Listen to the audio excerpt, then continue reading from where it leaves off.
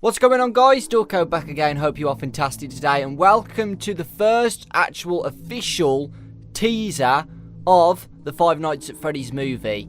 It's basically now 100% confirmed that the Five Nights at Freddy's movie is going to be made and is possibly in production because Scott, the creator of Five Nights at Freddy's, has made his first ever tweet on Twitter after 3 years of having a dead Twitter account and not tweeting anything. He's actually tweeted for the first time ever, and it was worth it.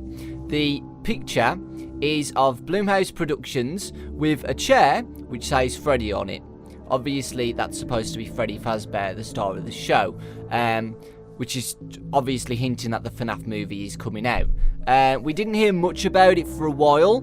We heard about it about 2 years ago. Scott emailed some of us saying, like, Warner Brothers has talked to us and wants to make a film.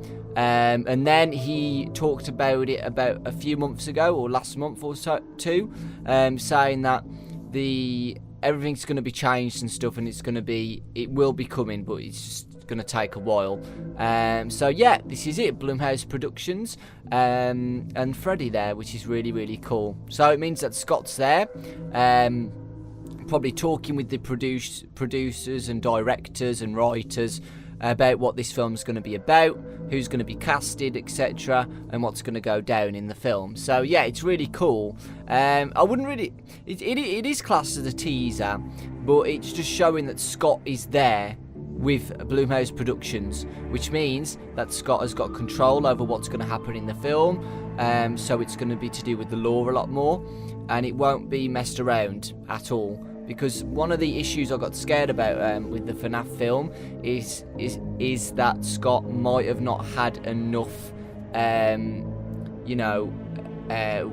involvement in the film.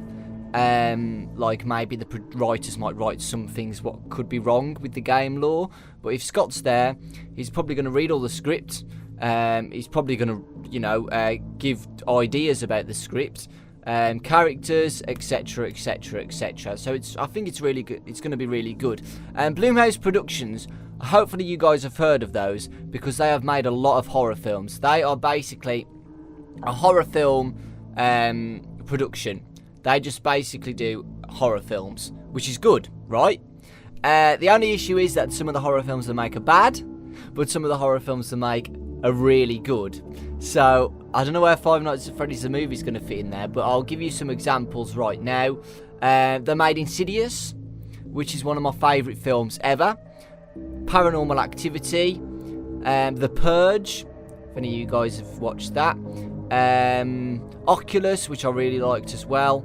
Insidious Chapter 2 and 3 as well. Sinister, which was really good. I enjoyed that film. More Purge films. Ouija, which I didn't like.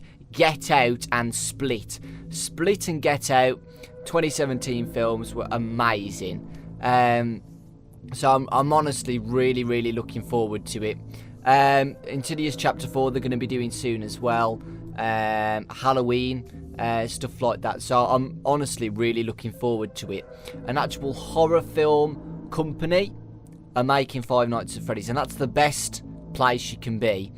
They've made some really good films, amazing films. They've got a big budget as well. They spend loads and loads of money on their films, which is great. Millions and millions and millions. So we're probably going to get a really good film. I don't think it's going to be... It could be CG for some parts of the film, but I definitely think they're going to make actual animatronics. The cast is going to be good as well. They're going to get some really good actors involved, which is going to be great.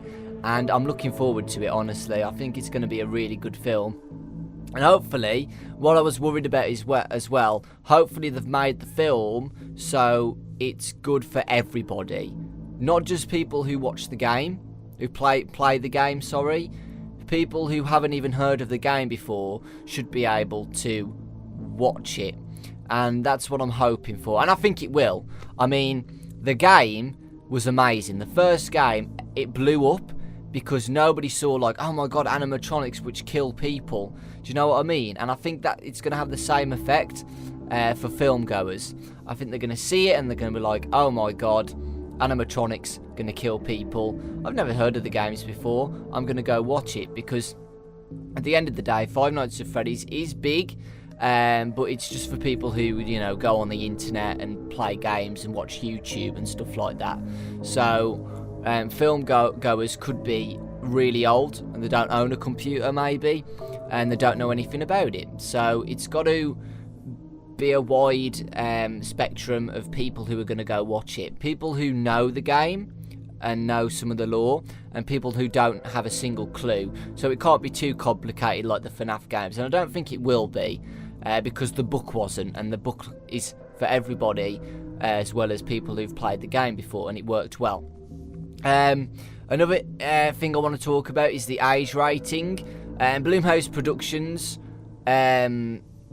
you know, make scary films, so I'm guessing it's might be 12 plus or 15 plus. I don't think it's going to be an 18. I definitely think it's going to be at least 15, and I kind of want it to be like that, guys. I'm sorry, but Five Nights at Freddy's is a horror game. I do think there's going to be some gore and stuff like that, which will make the rating go up to about 15. If it's a lot of gore, which I doubt it will be, unless, you know, they show the spring suits and people dying and eyeballs popping out and stuff like that, then it will go to an 18. But I definitely think it's going to be at least 15. If they don't show any gore and stuff like that, it will be a 12. But I feel like it needs it, honestly.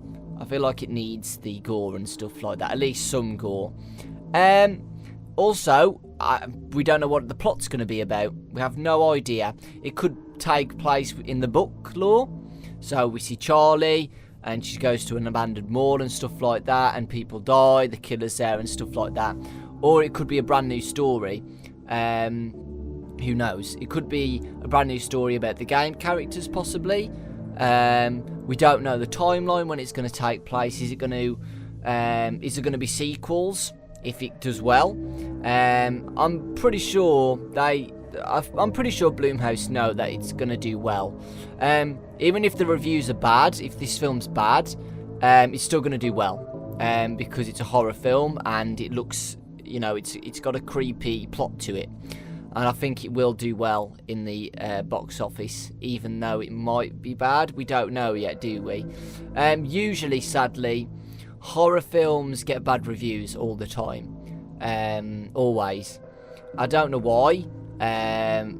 Even if they are really scary, they just get bad reviews, and I think it's because it needs a good plot. Because horror films usually do the same thing, you know. There's a jump scare involved, people die, and then there's a survivor at the end and stuff like that. So I definitely think it needs twists, and it needs a good plot, and it needs to be scary. And if all those join together, it will get good reviews, but we'll have to wait and see if it's a good plot or not, because like I said, movies of this year, Get Out and Split, were really good, and they were creepy, and had a really good plot and twists and a good ending. And it's quite hard to do with horror films, because horror films are so pumped out that it's really hard to get a good story without it being similar to other horror films.